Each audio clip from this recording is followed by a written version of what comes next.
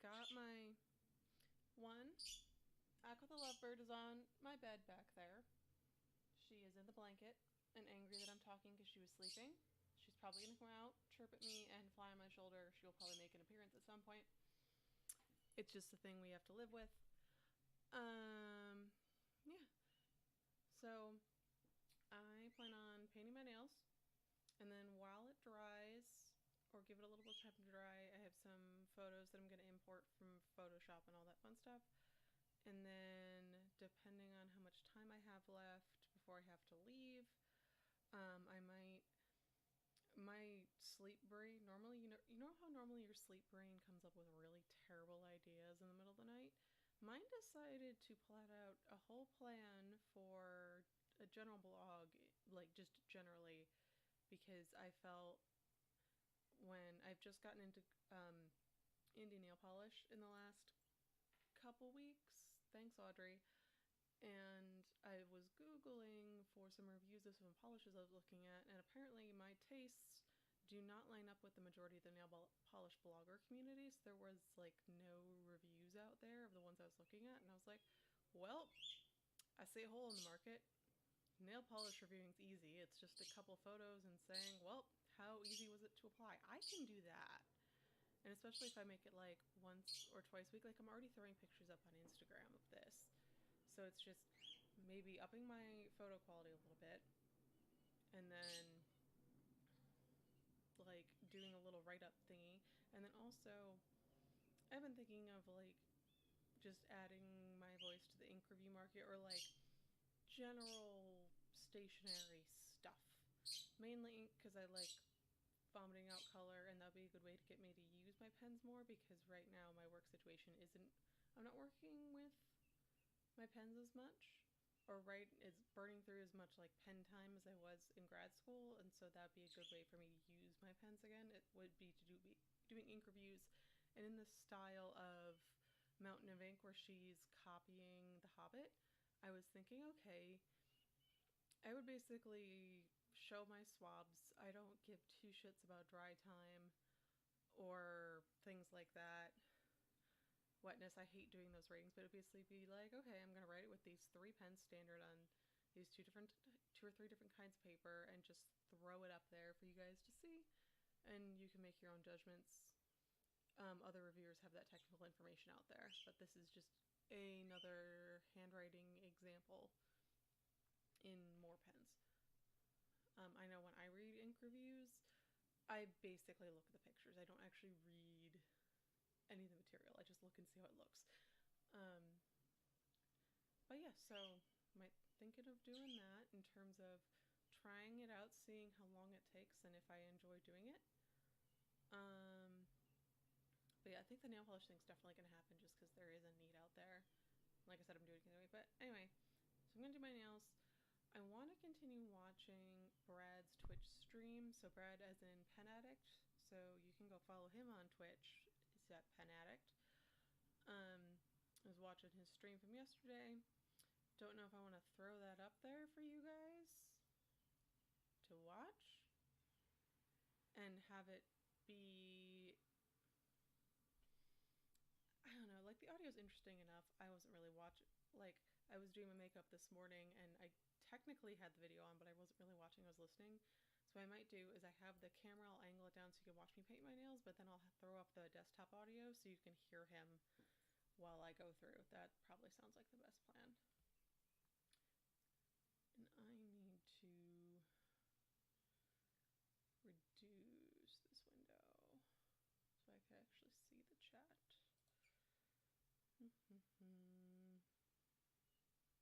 Or I could pop it out. There we are.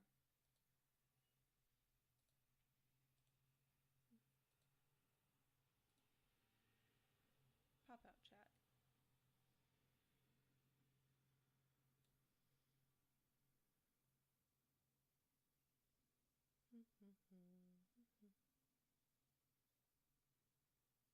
Or I might side by side it.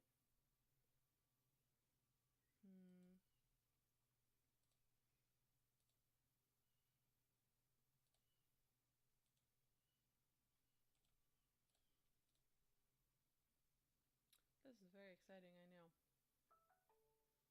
that's my phone reminding me that I have to leave in a certain amount of time. Okay, so what I'm going to do first is I'm going to angle this down. I'm going to take this off of studio mode because it's not going to make a lick of difference. And the live chat, thank you Streamlabs OBS, also doesn't make a lick of difference because for some reason it won't register that I'm on Twitch. It just keeps insisting on YouTube, which I clearly don't have any viewers on YouTube because this isn't on YouTube. Yep. Hello. Hey, Mira. Yay, if someone... This is what I get for broadcasting something minorly interesting and not at like 3 in the morning. Oh, thank you for letting me know. That's, my mic's far away, but I've noticed that I have problems with that. So let me mess with the filters. I'm gonna up my gain till like a bazillion. Let me know if that made a significant difference. It looks like it did. Oh crap, now I'm getting my feedback coming back through. Hey! Yes, my little notification thing worked. That's good. Yeah. Yeah, what I did was I went up to the filter, just like slid the gain slider all the way up. Because even though I have a good mic, it's right here. It's for podcasting, not for live streaming, different audio needs. So if I went up close, if I was like eating the mic like I have to for podcasting, you could probably hear me real good. It's probably real loud right now. But I'm not doing that right now because that's obnoxious. Yeah, what was I doing? I was gonna, nausea is gonna be induced now because I'm gonna you know what I'm gonna do? I'm gonna put on a holding card real quick while I mess with the camera because that's gonna make things a lot easier for all parties and not give you motion sickness.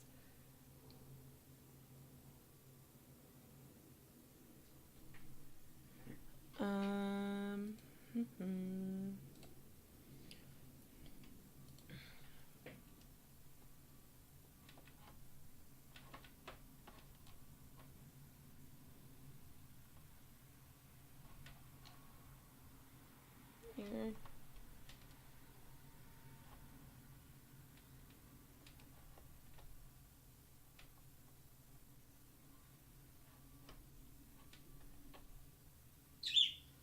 Here.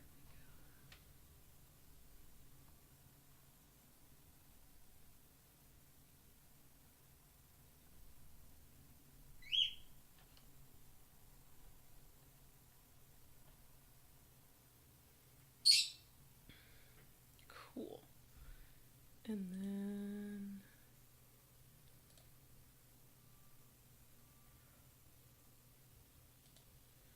okay, excellent. I'm back now. Oh, that was supposed to flip vertically.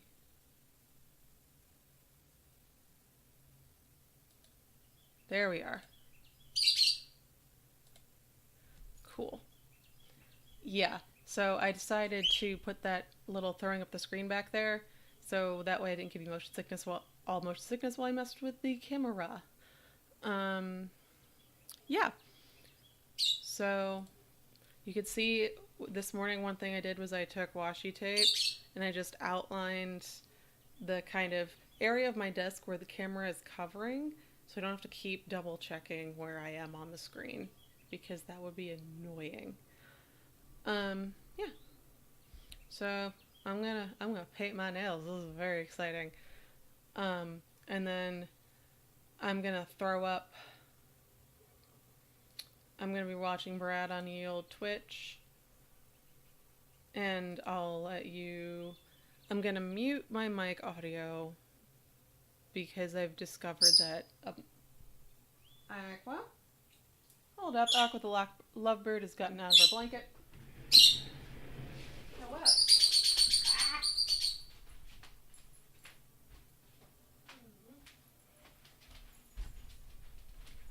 Say hi to the camera, Aqua. I have to deal with this real quick. Be right back.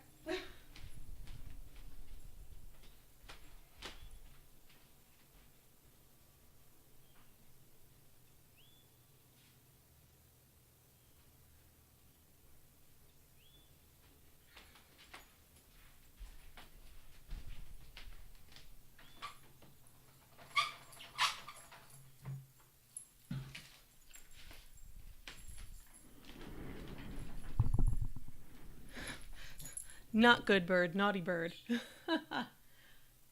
Kind of naughty bird. She just opted to lean over the side of my bed and poop on the floor rather than poop in my bed, which is nice of her in a way. Yeah. So there we are. Multiple. Oh, wait, I was going to throw on. So I'm going to mute my mic because I have some weird feedbacky things. You know what? Maybe I won't mute my mic. If you are hearing me, like,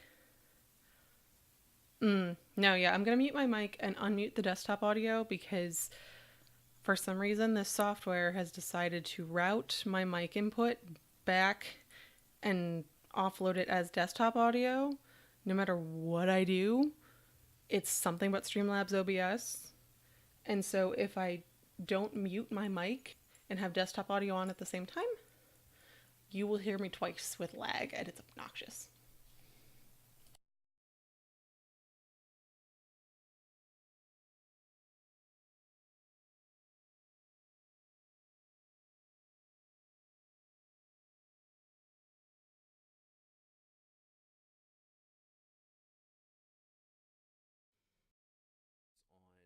On how I feel writing with it are probably a little bit overblown because if you don't think about it, you don't notice it.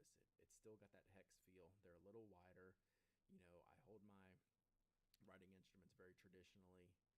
So, you know, like I don't feel it on the top, but sometimes I might feel it in the bottom. It's really no difference. What core does this one have? So this is the 602 core. So this is the firm core.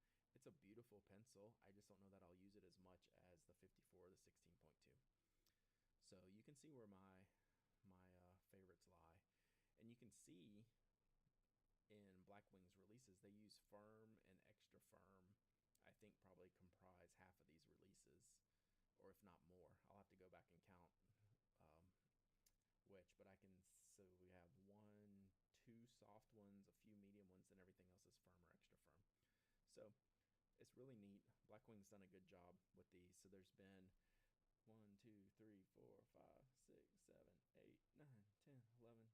13 releases. So we're well into 3 years on Blackwing's volumes. I'm a very happy subscriber. I'm gonna make a lot of noise here. I forgot one. I didn't forget one. What did I forget? So I'm gonna make some noise here and pick all these up. Sorry. Hopefully that's not too. Oh, did I forget the special edition one? The members only one? I didn't bring that one. So I think Blackwing needs some more. Yeah, the Cal Cedar one. Yeah, that's the special edition. So hopefully in the next few releases we're gonna see some brighter erasers because we have, what do we have? 1, 2, 3, 4, 5, 6, 7, 8, 9. We'll count the gray one. 10 blackish, 1 brown, 2 blue, 2 white. So let's start seeing some reds and yellows and orange erasers soon. Who knows what they're gonna do next? They have, so I have spare erasers that are red, yellow, green, blue, white, pink. They haven't done a pink eraser yet. That kind of surprises me. A traditional pink.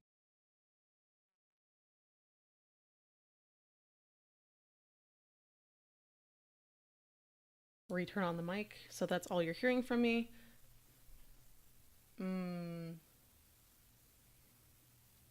And then I'll basically pause Brad when I'm going to talk.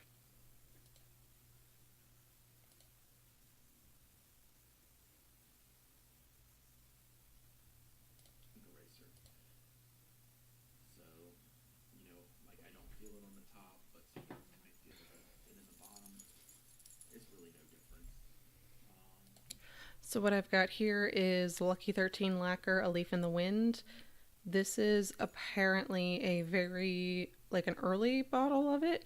I bought it on D-Stash from someone in the Pet Addict Slack because their labels are totally changed and apparently this is discontinued and ancient. But I'm applying this because I've discovered that with Crellies, at least with KBShimmer's Crellies, I just have an insatiable urge to pick it off immediately. But I love the look of Crellies, and I did apply this once before, but I don't remember if I wanted to pick it all off or not. So I'm applying this to see if it's the wanting to pick it all off is a KBShimmer thing or a Clearly in general thing, because then I won't waste my money on buying a bunch of Clearlys. Because, like I said, I really like how they look. It's just the urge to pick them off is so fucking strong.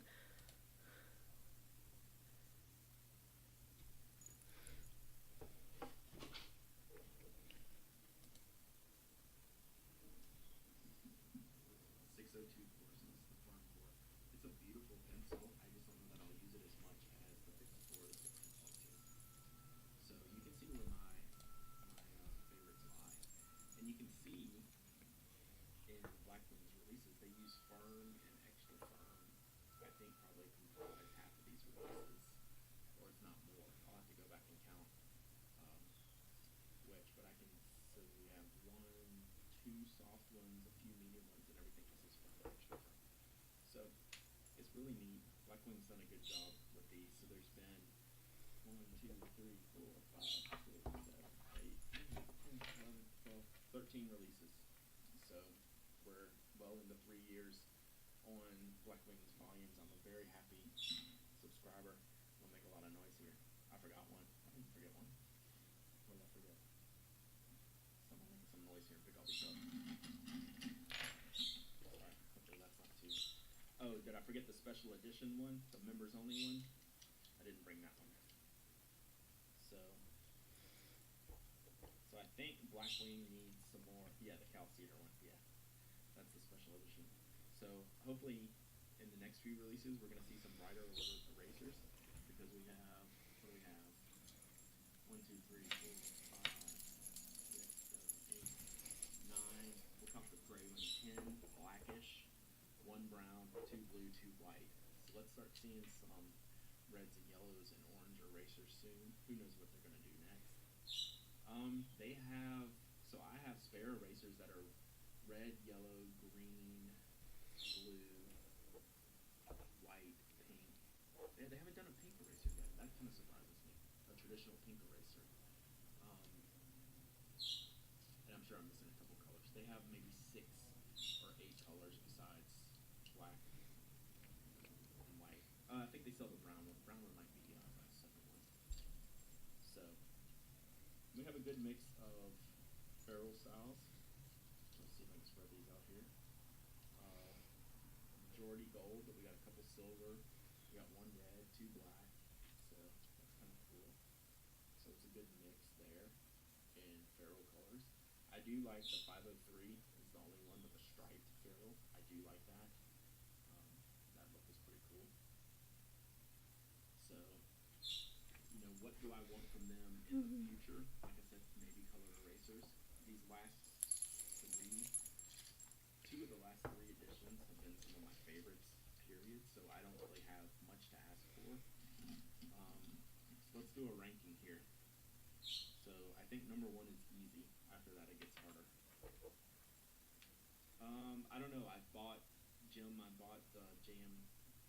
I've bought old ones and new ones. So I'll have to unmix them up to see if I can tell what's what. So I have an old batch and a new batch from different colors. All right, number 1 for me is 56. It's the baseball edition. Oh my goodness, I wish I could use ink on nails. Actually, what I'm thinking of doing for potentially like any nail polish blog is, you know, the standard photos and review stuff, but at the end have a nail polish and ink pairing. I mean, it'll be limited by how many coloring swatches I have, but I'm approaching 200. I'm definitely over 150 at this point. So I have a lot of options.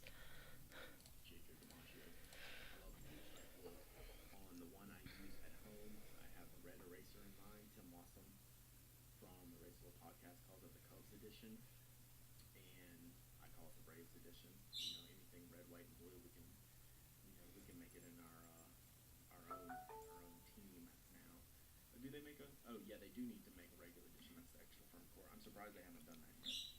So, number 1 for me, yeah, so they use extra fine in the volumes. So they've done it twice or 3 times. go back and look. So 24. Wait, there's a Pens and Tea blog? And was it the 54? So they run 3. Please link me or give me the name because I need to follow this blog. Alright, so 56 is my favorite. Now we get into trouble. I need a drink. Picking out my second favorites.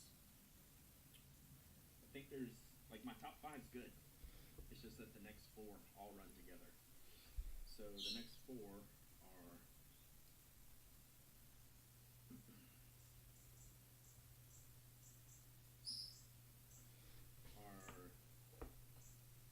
the 211, the 24, 54, and the 16.2. I think 54 is 5th. So that's number 5. What's number 2 out of this batch? I'll tell you,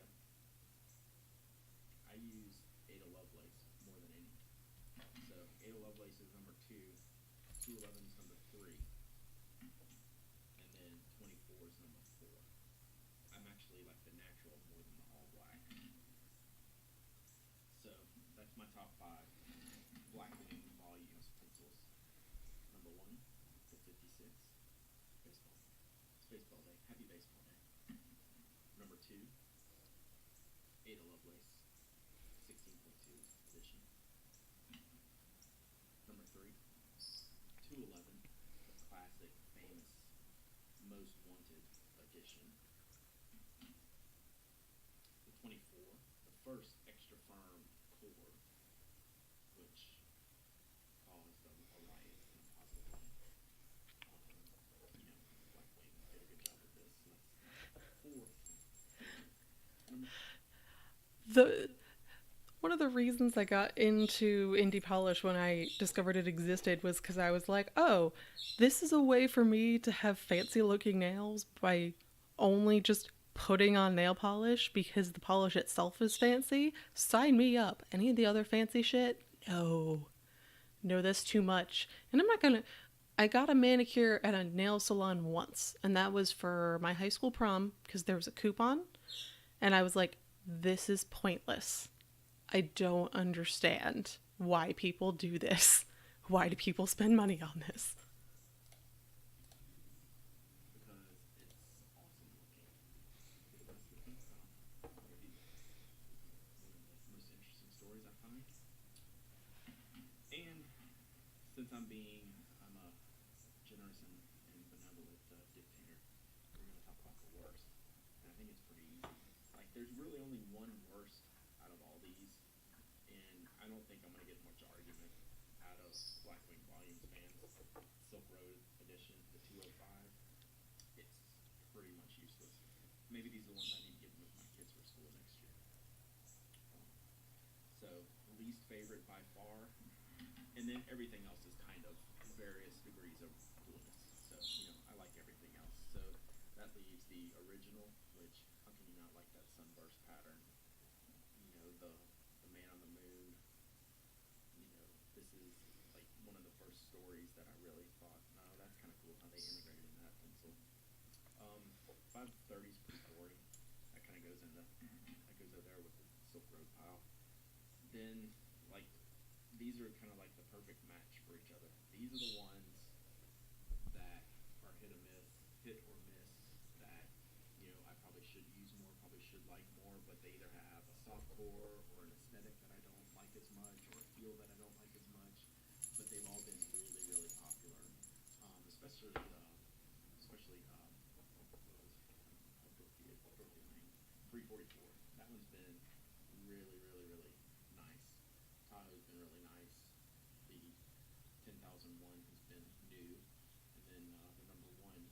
These are all kind of your mid-range group. So overall, you can still get volume 1 on the Blackwing site.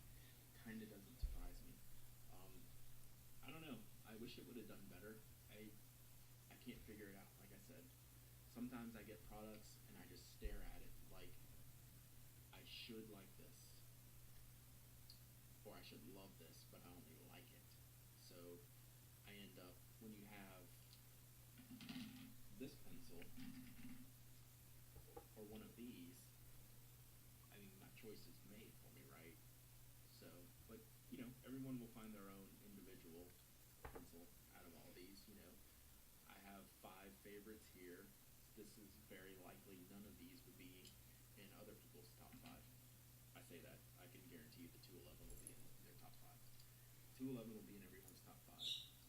After that, it's a crapshoot. I mean, no one may like any of these as much as I do, but that's why we like doing this so much, right? So it's fun to find stationery that fits your style and your aesthetic, that works really well, that works better than other things on the market. Like black wing pencils are just better than other pencils. You pay for that privilege, at $2 a pencil, but they're worth it in my book. So that's all I have to say on the black wing. The 211, I think the story of it, and it was Okay, cool.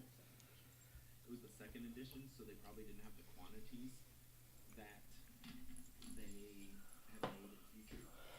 Okay. With the quantity. So my top coat is KBShimmer Clearly on top. Really like it. I know I was kind of smack talking KBShimmer earlier, but it's just I got a couple jellies at Acryli when I ordered this and the base coat, and I also got a multichrome. And the multichrome I love. The jellies I've discovered I just don't like jelly finishes. That's not KBShimmer's fault. And then the Acryli I love how it looks. It's very pretty.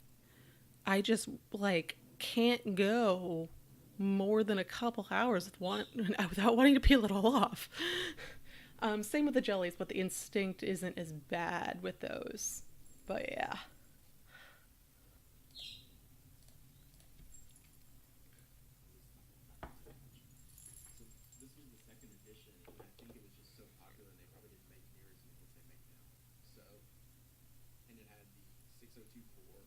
Everyone wanted a natural black wing with a black wing fan, and they never had a natural finished black wing. So that was why this one became so popular.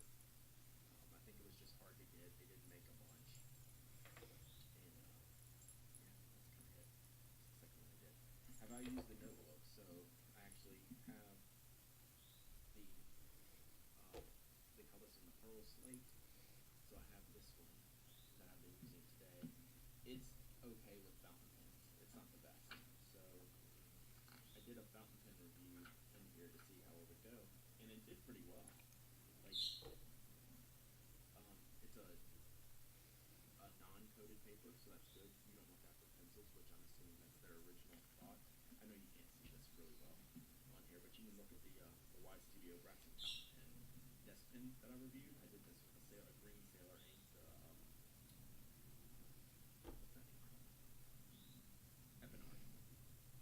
And there was no bleed through on the back whatsoever. It did pretty good. So I'm impressed you're typing with one hand. And also, I would argue that some of the diamine Shimmertastic inks are basically hollow. Almost. They're more like scatter hollow because the silver shimmer they use is more rainbow than actual silver. The Giarbon ones are more straight up silver, but the diamine silver and even some of the gold are much more scatter rainbowy. Linear hollow ink would be awesome. I don't know how they would manage that because linear hollow depends on the fact that there's curvature on the nail. I don't know how that would work for inks.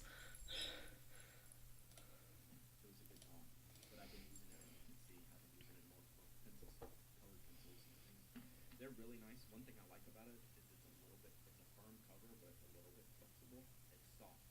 It's really nice to hold. So I like these notebooks a lot. I don't use them as much as some of my other notebooks, just because they're the same size. This is all that I have. It's a little large. Okay.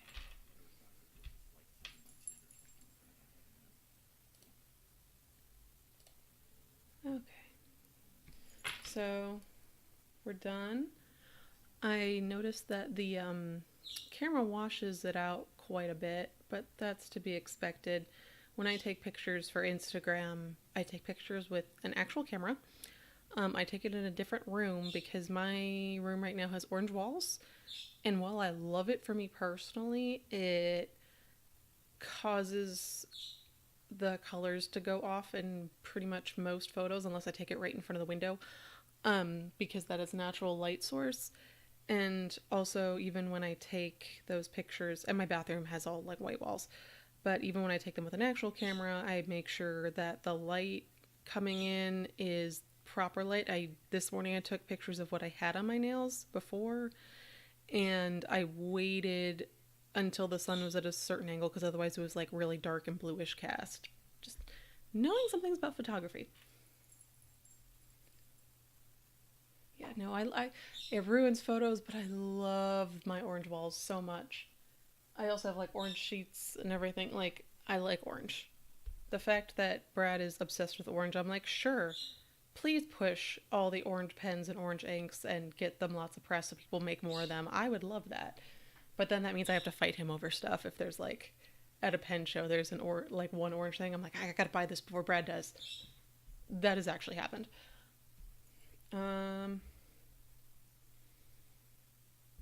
Trying to debate if it's gonna be worth trying to Photoshop things, but I'm also like, I gotta leave soon, but my hands are still drying. Doing the nail polish took longer than I anticipated. It always does. Also, I've been talking intermittently.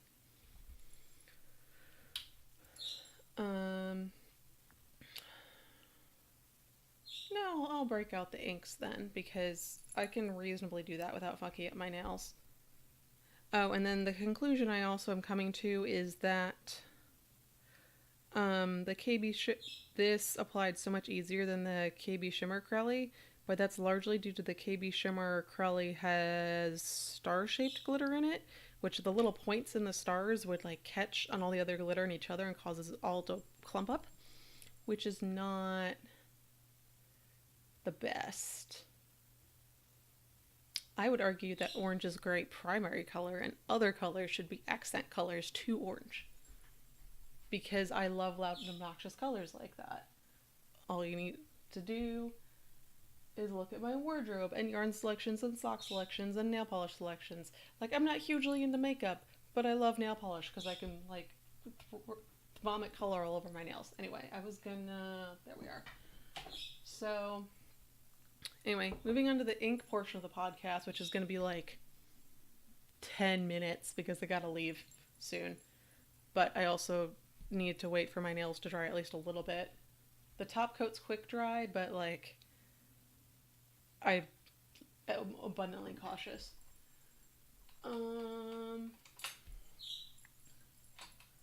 Okay, so I guess you're the only one in the chat, Mira. So what I want to do for these reviews, if I do them, is the point is going to be more demonstrating what the ink looks like. Like, I have swatches, obviously, but also what the ink looks like writing. I can't really do a variety of nib sizes because I know what I like, and that tends to be on the finer side. So I don't own a broad nib. Why would I spend money on a broad nib? So what I want to do is more degree of wetness. So this is my Custom Heritage 92. It is super wet. It's lovely. This is my Lamy 2000, which I would classify as medium. Some people classify it as dry, but I think that depends on your Lamy 2000. And then for dry, I want to do one of my Parker 45s, but I don't know which one.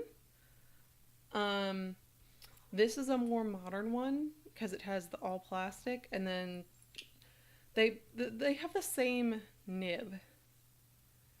So they're both a steel nib.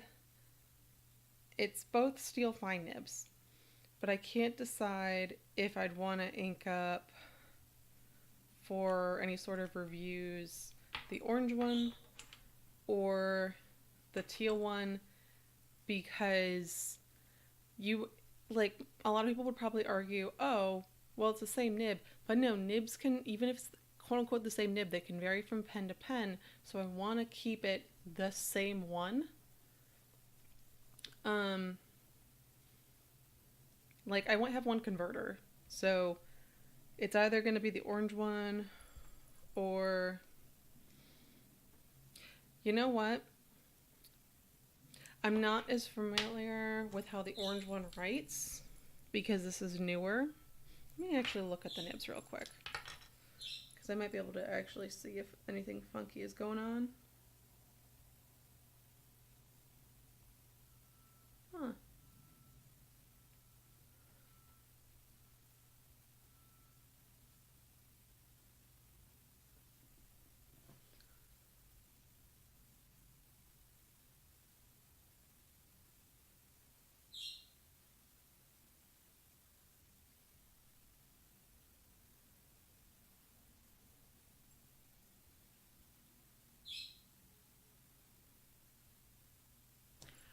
This explains so much. So it turns out, most people probably need a loop to see this, but because I have training in micro dissection, I'm good at looking at small things by eye. The orange one has a degree of baby's bottom that this teal one does not, which explains the issues I had writing with it. So I need to, Mark Bacchus is a member of our local pen club, and I had actually taken this one, my Lady Schaefer, to him and was like, hey, it's writing a little funky. Can you check it out? And he basically handled it for like 30 seconds and fixed it. And I was like, what do I owe you? And he was like, nah. So that might be the case with this, or I could just pay him. But I have a really good nibmeister in my local pen club, so I'll just take him and have him look at that because I really like the orange. Oh, but I still need that because I have I only have one Parker converter because they're like $10, but it's still not quite standard international, so I don't want to really risk it, especially because it's vintage. So yeah, so this is my dry pen. They're technically all fines, but because we know that fine is relative, in terms of fatness, it actually goes like this. Or no, wait, it goes like that. And these two are actually pretty close. This one is like Lamy. You know how Lamy do. And then I bought Dark Energy in Baltimore, but I just haven't used it as much. So I want to get the chance to know it a little better. So I want to ink each of these up. And then I was planning on, I want to use a variety of paper because I do think that's helpful. And I have this Hippo Noto that's just been sort of languishing here. I tried journaling for about 2 weeks in January, and you can see how not far I got in that. Or I guess this is the front of the book where the blue one is. So I feel bad because this is glorious. So I'm going to use this, and I'm also going to use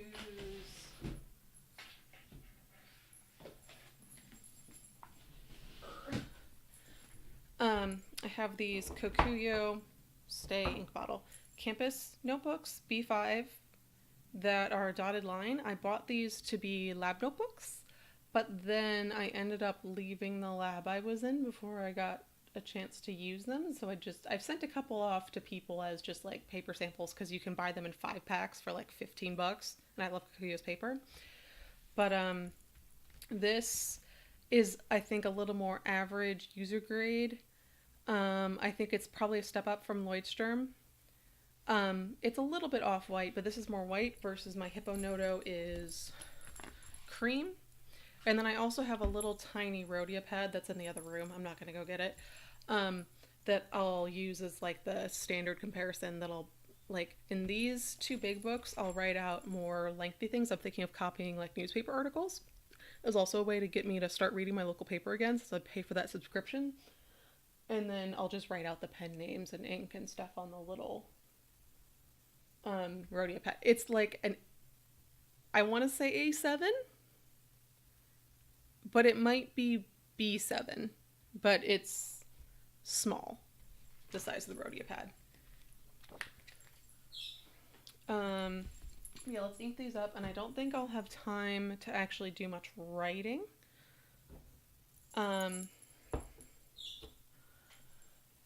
Where's the Kim wipes? Mentioned I worked in a lab in a previous life. Stole a box of Kim wipes on the way out because Kim wipes are amazing. Also, a shit ton of pipettes. Basically, I left my lab on not great terms with my PI, so I was like, I'm gonna take as much as I can on the way out the door. I need to go get one of those rubber jar grippy things because my hands are slick from lotion. Be right back.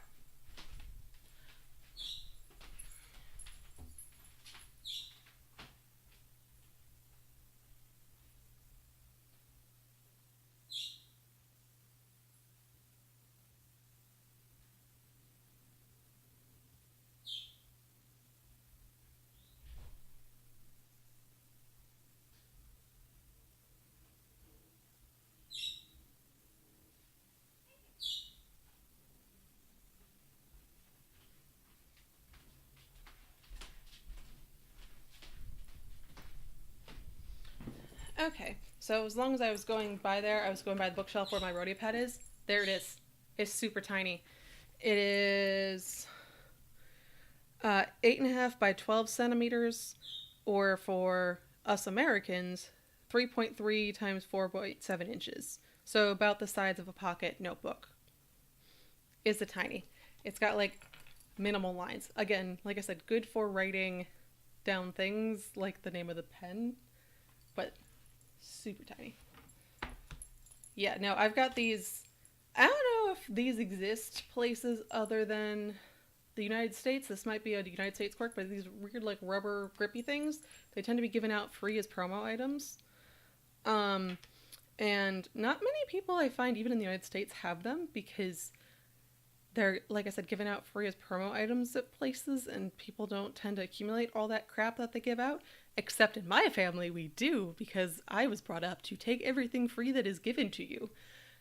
So yeah, I have an excess of this, but everyone is like, what are those things you have? This and chip clips. Yeah, there's ink. And I'm also concerned because there was a hissy noise when I opened that. Yes. There are paper towels down here that I think I also stole from the lab. Yay!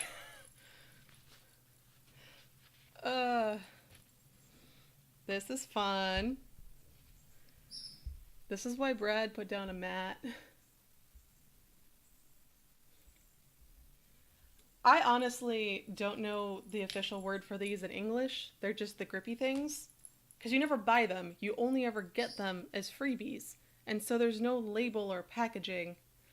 I'm not sure. Usually hissing noises, it means like a drop in pressure. I wouldn't be... What probably happened is that the seal was really good, and so there was enough temperature fluctuations between when I last opened the bottle and now that it caused some sort of mini vacuum. But it could also mean there was fermentation. So, which would mean funked inks. And Colorverse is expensive. I would really hope that wouldn't happen. But it's possible because I took this to a different local pen meetup with some, I want to say, more questionable kind of your stereotypical like middle-aged fat guy on the internet, Reddit guy people. And they had some sketchy, ancient-looking bottles of ink, and they were taking samples, and I brought this to share to take samples of. So they could have contaminated it. It doesn't smell weird. Well, it smells neutral. It doesn't smell bad. I don't see anything growing in it. I'm going to double check with the small bottle, because the small bottle I did not take to this meetup. And I don't think I've even opened the small bottle. And that'll tell me if that's a normal smell. It really was like 3 Reddit guys in a trench coat. It was weird. Okay, the small bottle I didn't have that hissing noise with. But it has the same smell. So, okay, the smell is not, that's just the smell of Colorverse. So I think it was a, like, air pressure differential thing.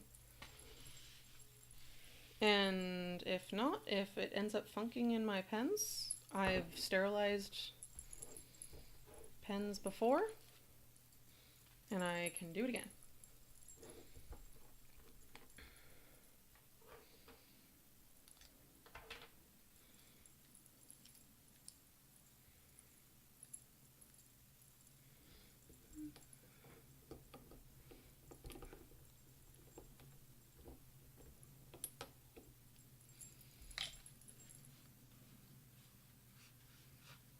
Mm-hmm.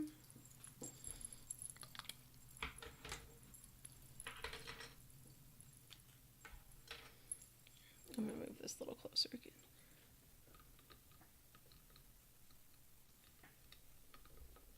Oh, nope, I missed.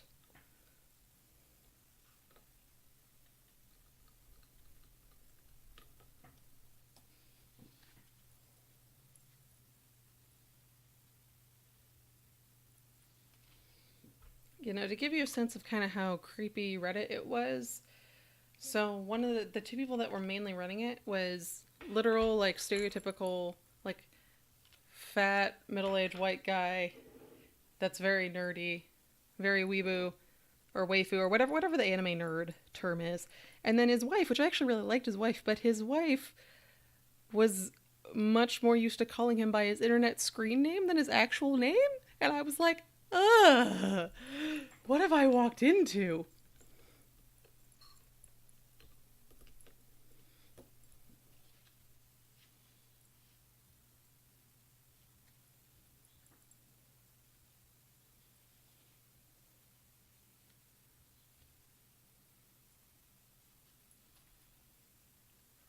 No, he's slightly too old for the fedora trend. Oh, I got even more ink all over my desk. This is a new to me desk too. Yay! Yep, that's just hazard. So yeah, I'm gonna write the names of the things on the Rhodia pad real quick, and then I actually do need to go. But yeah, like I said, I've bought this. I bought the Colorverse at the Baltimore Pen Show, and I haven't really used it, and that's a shame. Like, I've used it a little bit, but I inked it up in like poor choices for pens.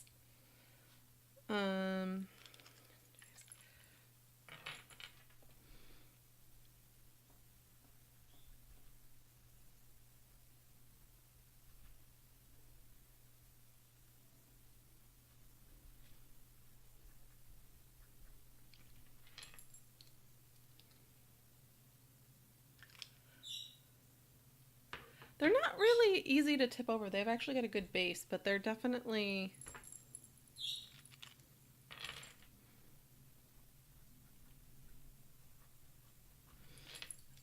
They're definitely shaped for, like, for aesthetic, not for practicality.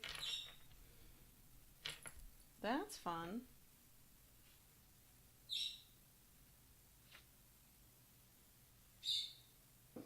So I had capped this, and there was just like a blob of ink coming out from under the hood.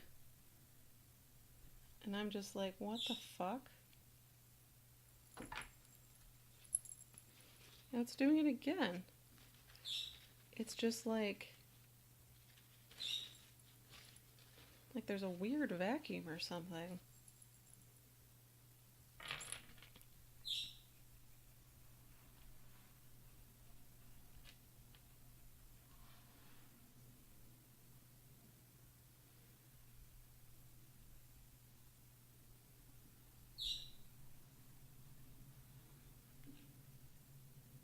That's very strange. Like, trying to see so you can see that. It's just like a blob of ink chilling there. I'm so confused. Ah.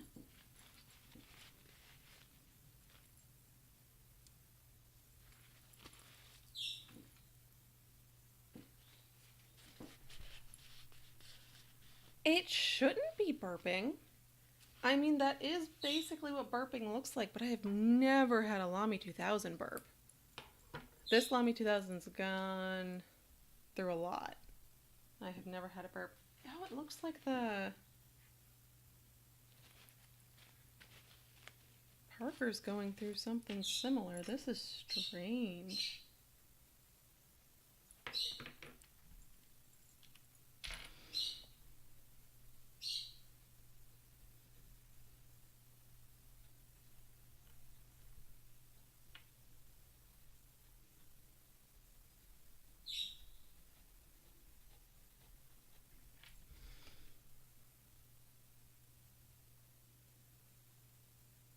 Yeah, I'm glad I'm doing this because this is definitely actually making a fairly big difference in how the ink looks if it's in a wet or dry pen.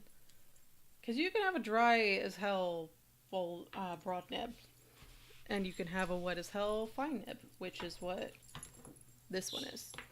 And that I find makes a bigger difference in terms of how the ink looks and performs than honestly nib size. Nib size is more like how fat do you want your line to be. Wetness is more how affects how much you can see the ink and the properties of the ink. Anyway, I have to go. I need to wash my hands real quick so I don't leave maroon handprints everywhere. I mean, I don't mind in my house, but I think my therapist's office would care a lot. So I'm gonna sign off. Thanks for joining me. I might be back later in the afternoon.